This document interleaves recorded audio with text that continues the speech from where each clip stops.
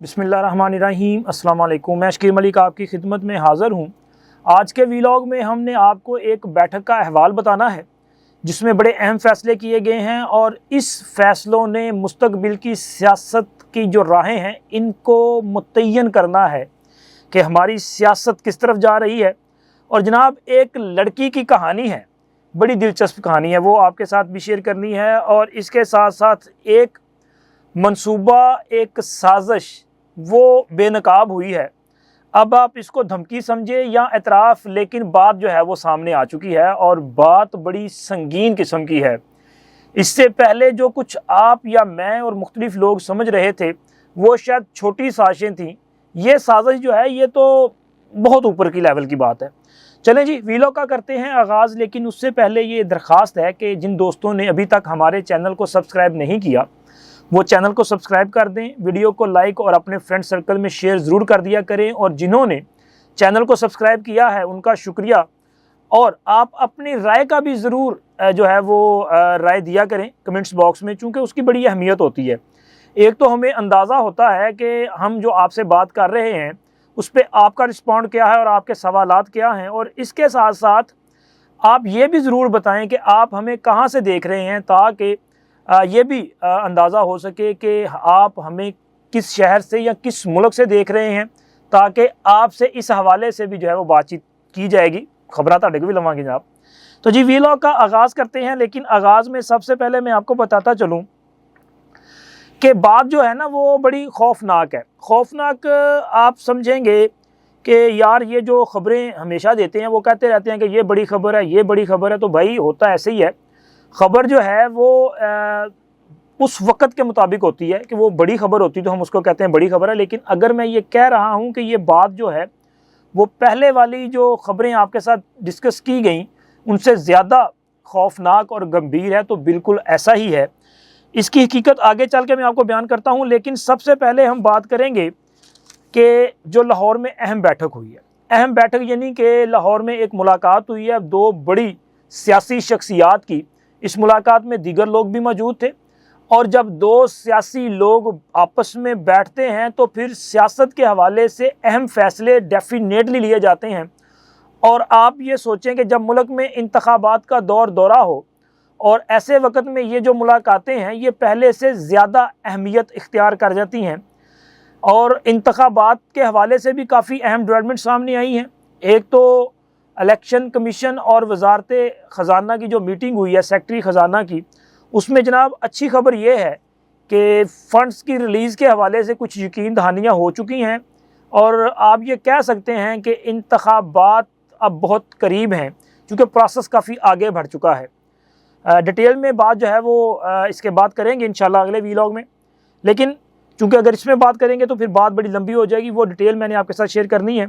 اور جناب یہ جو ملاقات ہے، اس ملاقات میں فیوچر کے حوالے سے جو فیصلے کیے گئے ہیں وہ بھی آپ کے ساتھ شیئر کرنے ہیں، لیکن پہلے میں یہ بتا دوں کہ یہ ملاقات مولانا فضل الرحمان اور میاں نواز شریف کے مابین ہوئی ہے، اور اس ملاقات کی خبر میں نے آپ کو پہلے دی تھی، اور میں نے آپ کو بتایا تھا کہ میاں نواز شریف اور مولانا فضل الرحمان کے مابین رابطے ہوئے ہیں، اور ان رابطوں میں جو اصولی فیصلے لیے گئے تھے پہلے ان میں یہ تھا کہ ایک تو دونوں جماعتوں نے مستقبل میں ساتھ مل کر چلنے کا جو ہے وہ فیصلہ کیا تھا، اور جس کا ہمیں ایک اشارہ جو ہے وہ میاں نواز شریف کے دورہ بلوچستان میں بھی سامنے آیا کہ وہاں پہ میاں نواز شریف کے ساتھ جہاں دیگر پولیٹیکل پارٹیز کے لوگوں نے ملاقاتیں کی وہاں JUI کے لوگ بھی شامل تھے، اور بلوچستان کے لیول پہ جو ہے سیٹ ایڈجسٹمنٹ کے حوالے سے اہم فیصلے لیے جا رہے ہیں، کیونکہ دونوں جو تمام پولیٹیکل پارٹیز ہیں ان کی آپس میں باہمی مشاورت کا سلسلہ جاری ہے، سیٹ ٹو سیٹ صورتحال کا جائزہ لیا جا رہا ہے، اور جہاں پہ ضروری سمجھا جائے گا وہاں پہ سیٹ ایڈجسٹمنٹ کی جائے گی۔ اور اس کے ساتھ ساتھ خیبر پختونخوا کے حوالے سے بھی پرنسپل ڈیسیجن یہی ہے کہ سب مل کر جو ہے، یعنی کہ یہ مسلم لیگ نون اور JUI کے متعلق میں بات کر رہا ہوں، یہ ساتھ مل کے چلیں گے اور یہاں پر بھی سیٹ ایڈجسٹمنٹ کی جائے گی۔ اب میاں نواز شریف اور مولانا فضل الرحمان کی یہ ملاقات جس میں شہباز شریف اور دیگر لوگ بھی شریک تھے، اس ملاقات میں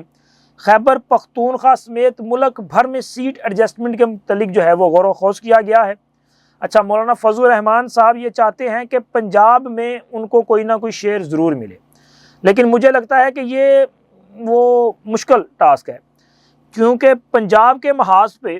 اس وقت جو گہما گہمی نظر آ رہی ہے اس میں مجھے نہیں لگتا کہ مولانا فضل الرحمان صاحب کی جماعت جو ہے وہ کوئی ایسی پوزیشن لے سکے کہ ان کی حیثیت جو ہے وہ اسمبلی، پنجاب کی اسمبلی میں نظر آئے، یا یہاں سے وہ قومی اسمبلی کی کوئی سیٹ جو ہے وہ نکال سکتے ہیں، کیونکہ جو طے کیا گیا تھا نا میاں نواز شریف کی زیر صدارت مسلم لیگ نون کے ایک اجلاس میں، جو فارمولہ طے کیا گیا تھا اس میں یہ تھا کہ گزشتہ انتخابات میں جس کی جو پرفارمنس ہوگی اس کے مطابق آگے بڑھا جائے گا۔ تو اب گزشتہ میرا خیال الیکشن میں جے یو آئی کی تو سیٹ کوئی نہیں تھی پنجاب اسمبلی میں، تو اگر کوئی سیٹ نہیں تھی تو پھر یہاں سے تو ان کو سیٹ ملنا مشکل ہے۔ ہاں، محبت میں اور ماضی میں جو کچھ مولانا فضل الرحمان نے میاں نواز شریف کے لیے کیا، اس کے ریٹرن میں اگر وہ کچھ کرنا چاہیے الگ بات ہے، لیکن ابھی تک مجھے نہیں لگتا کہ پنجاب میں ہوگا۔ ہاں، خیبر پختونخوا کے حوالے سے اس میٹنگ میں بڑا فیصلہ ہوا ہے کہ خیبر پختونخوا میں سیٹ ایڈجسٹمنٹ کی جائے گی، اور دونوں جماعتوں کے جو مرکزی لیڈران ہیں یعنی کہ میاں نواز شریف اور مولانا فضل الرحمان، انہوں نے اس بات پر بھی ایک اصولی اتفاق کیا ہے کہ مستقبل میں وہ مل کر ساتھ چلیں گے، یعنی کہ پی ڈی ایم کے پلیٹ فارم پہ 16 ماہ کی جو حکومت ہے اس کا تسلسل وہ اس طرح سے ہوگا۔ اس میں تو شہباز شریف صاحب وزیر اعظم تھے، لیکن اگلی حکومت میں اب تک جو ہے وہ یہی نظر آ رہا ہے کہ میاں نواز شریف وزیر اعظم ہوں گے، اور شہباز شریف صاحب ایک بار پھر اپنی پرانی ذمہ داریوں، یعنی کہ ان کو پنجاب میں جو ہے اہم ذمہ داری دی جا سکتی ہے۔ تو مرکز میں میاں نواز شریف کی زیر قیادت جو حکومت تشکیل پائے گی، اس میں مولانا فضل الرحمان کی جماعت بھی ایک اتحادی کے طور پہ شامل آپ کو نظر آ سکتی ہے، اور خیبر پختونخوا اور بلوچستان میں بھی یہ دونوں جماعتیں جو ہیں وہ مل کر اس پوزیشن پہ آ سکتی ہیں کہ یہاں پر بھی حکومتیں بنا سکیں۔ لیکن ان ملاقاتوں میں پیپلز پارٹی کے حوالے سے اچھی خبر نہیں ہے۔ اچھی خبر اس لیے نہیں ہے، حالانکہ پیپلز پارٹی بھی پی ڈی ایم کے پلیٹ فارم پہ ان کی اتحادی تھی، تو جناب پیپلز پارٹی کے ساتھ مجھے لگتا ہے کہ کسی قسم کی کوئی سیٹ ایڈجسٹمنٹ نہیں ہوگی، کیونکہ پیپلز پارٹی سندھ میں دیگر جو سیاسی جماعتیں ان کے ساتھ کسی قسم کی وہ مل بیٹھ کر چلنے کے لیے تیار نہیں ہے، اور دیگر جماعتیں یعنی کہ مسلم لیگ نون جو ہے وہ پنجاب میں ان کو کسی قسم کا ریلیف دینے کے لیے، ان کو سیٹ ایڈجسٹمنٹ میں اپنے ساتھ شامل کرنے کے لیے تیار نہیں ہے۔ تو اگر یہاں پہ پھڈا ہوگا تو باقی جگہوں پہ پھر آپ کو سمجھ آ سکتی ہے کہ کیا صورتحال بنے گی۔ تو لہٰذا اس ملاقات میں جو فیصلے ہوئے ہیں وہ مستقبل کی سیاسی جو صورتحال ہے اس کو بھی واضح کر رہے ہیں کہ پیپلز پارٹی مرکز میں شاید ان کے ساتھ بیٹھی ہوئی دکھائی نہیں دے گی۔ اور جناب علی، ایک لڑکی کا قصہ جو ہے، ایک لڑکی کی کہانی جو ہے وہ بڑی دلچسپ ہے۔ اچھا، یہ جو لڑکی ہے یا خاتون ہے، یہ ان کا ایک نا اپنا ہی منفرد انداز ہے، اور ان کا انداز سوشل میڈیا پہ بڑا وائرل ہے، اور یہ بھی عمران خان کی محبت میں اس قدر گرفت تھیں کہ ان کے پاس نہ تو کوئی پارٹی کا عہدہ تھا، نہ یہ کوئی M N A M P A اس طرح کے لیول پہ نہیں تھا، لیکن یہ اپنی مخصوص وہ جو انداز بیان ہے اس کی وجہ سے عمران خان کی قربت حاصل کرنے میں کامیاب رہی تھیں۔ لیکن اس قربت کا خمیازہ یہ نکلا کہ اب یہ 9 مئی کے بعد سے مسلسل مشکلات کا شکار ہے، اور ابھی تک ان کی جان خلاصی نہیں ہو رہی۔ ایک طرف ختیجہ شاہ ہیں کہ آپ کے علم میں ہے کہ ختیجہ شاہ کی ضمانتیں ہوئیں، پھر گرفتار، ضمانت ہوئی، پھر گرفتار، بالآخر ان کو نظر بند کر دیا گیا۔ اس وقت بھی وہ نظر بند ہیں، اور اب جناب صنم جاوید صاحبہ جو ہیں ان کے لیے بھی مشکلات ہیں۔ ان کے خلاف کوئی 5 کے قریب مقدمات ہیں اب تک کی اطلاعات کے مطابق، ان میں سے 4 میں ان کی ضمانت ہو چکی ہے، 5ویں میں ضمانت ہو سکتی ہے، لیکن اب ان کو صوبائی حکومت نے 30 روز کے لیے نظر بند کر دیا ہے۔ اچھا، ان کی نظر بندی کے بعد اب چونکہ ان کی درخواست ضمانت کا معاملہ عدالت میں تھا، تو اب یہ نظر بندی کو چیلنج کریں گے۔ نظر بندی کو چیلنج کرنے کے بعد کیا احکامات آتے ہیں یہ تو عدالت جانے۔ ہمیں تو بظاہر یہ لگتا ہے، اگر ہم یہ دیکھیں کہ باقی لوگوں کے ساتھ جس طرح کا رویہ اپنایا گیا، تو پھر صنم جاوید کے لیے بھی کوئی سہولت نہیں ہو سکے گی۔ صنم جاوید کو اگر نظر بند کر دیا گیا ہے تو میرا خیال ہے کہ ان کو پھر نظر بندی برداشت کرنی پڑے گی۔ اگر سابق آرمی چیف کی نواسی کے لیے کوئی نرم گوشہ نہیں ہے، کوئی معافی تلافی نہیں ہے،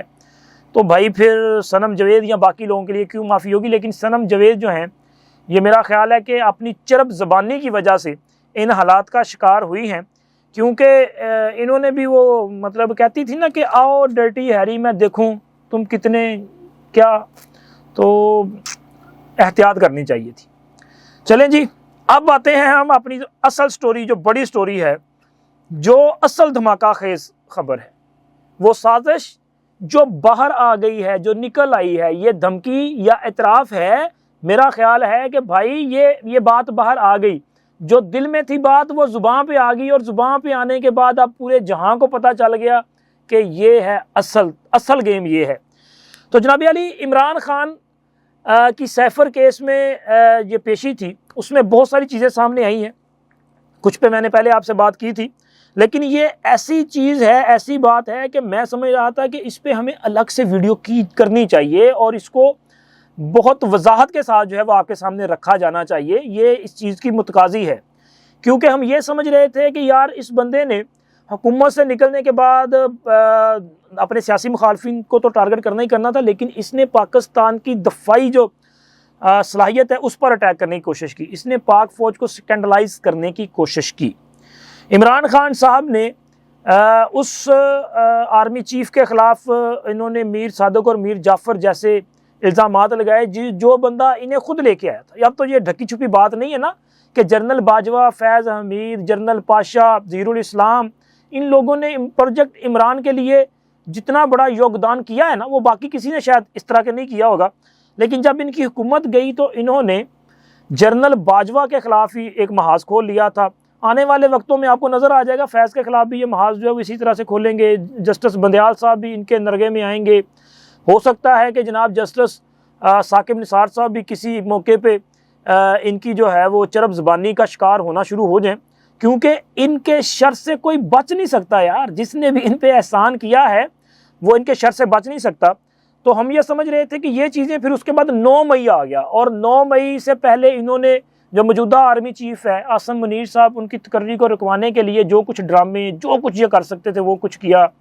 اور پھر 9 مئی کو تو باقاعدہ طور پہ انہوں نے حملہ کر دیا نا، یلغار کر دی پاک فوج پہ، انہوں نے کور کمانڈر ہاؤس پہ، انہوں نے GHQ پہ اور دیگر جو آرمی انسٹالیشنز تھی وہاں پہ اٹیکس کر دیے، اور اس کو ہم سمجھ رہے تھے کہ یہ فوج کے خلاف بغاوت ہے، اور جناب یہ تو فوج کو فوج کے ساتھ اور فوج کو عوام کے ساتھ لڑانا چاہ رہے ہیں۔ لیکن اب اصل بات باہر آ گئی ہے۔ عمران خان صاحب نے اپنی اس پیشی کے دوران انہوں نے سقوط ڈھاکہ کا ذکر کر دیا ہے، انہوں نے مشرقی پاکستان کا جو سقوط ہوا تھا اس کا بھی ذکر کر دیا ہے، انہوں نے شیخ مجیب الرحمان کا ذکر کیا ہے، چونکہ ظاہر ہے یہ لڑائی تھی نا شیخ مجیب الرحمان والا، سر تنازع پیدا ہوا جس کی وجہ سے حالات اس قدر خراب ہوئے کہ پاکستان 2 لخت ہو گیا تھا۔ اچھا، میں اس پہ بات نہیں کروں گا کہ کیوں ہوا، کیسے ہوا، لمبا ہو جائے گا کام، لیکن جناب عمران خان کا یہ کہنا اور ان کے وکیل بابر اوان کا باہر آ کے اس بات کا تصدیق کرنا، چونکہ اندر تو چند لوگ تھے نا، ان میں سے چند لوگوں نے اس بات کی تصدیق کی، جیسے کہ ثاقب بشیر صاحب جو ہیں وہ اندر موجود تھے، جرنلسٹ ہیں، سینئر جرنلسٹ، انہوں نے بھی اس بات کی تصدیق کی کہ جی عمران خان نے وہاں پہ ذکر کیا کہ جی میں آخری سانس تک لڑوں گا، ٹھیک ہے، اور جناب یہ جو کچھ کر رہے ہیں، انہوں نے تو پہلے شیخ مجیب کے ساتھ بھی یہ کچھ کیا تھا، لیکن اس کے باوجود شیخ مجیب جو ہے وہ 162 سیٹیں جیت گئے تھے، تو لہٰذا ہم بھی سیٹیں جیتیں گے اور ہماری حکومت بھی آئے گی۔ تو جناب یہ تو وہی باتیں ہیں نا۔ اب دیکھیں اسی طرح کی باتیں جو ہیں پہلے ڈھکے چھپے انداز میں ان کے مختلف جلسے، جلوسوں میں، ریلیوں میں نظر آتی رہی ہے، یہ کرتے رہے ہیں، اور اس وقت بھی ہم یہ بات کرتے رہے کہ بھائی یہ تو پاکستان کے خلاف بڑی سازش کرنے جا رہے ہیں۔ تو اب تو بات کھل کے باہر آ گئی ہے، اب یہ پتہ چل گیا ہے کہ بھائی یہ پاکستان کے محب وطن نہیں ہے، یہ تو پاکستان توڑنے کی سازش لے کے بیٹھے ہوئے ہیں۔ اب یہ سوچیں کہ پاکستان کے ایک مخصوص حصے میں، جہاں کے جیسے آپ مشرقی پاکستان سے پہلے جو ہے بنگلہ دیش جو ہے اس وقت، مشرقی پاکستان میں ظاہر مجیب الرحمان کا ایک زور تھا، اور آپ دیکھیں کہ پھر کیا صورتحال بنی۔ اب یہی دھمکی دینے کی کوشش کر رہے ہیں کہ اگر آپ ایسا کرو گے تو پھر یہ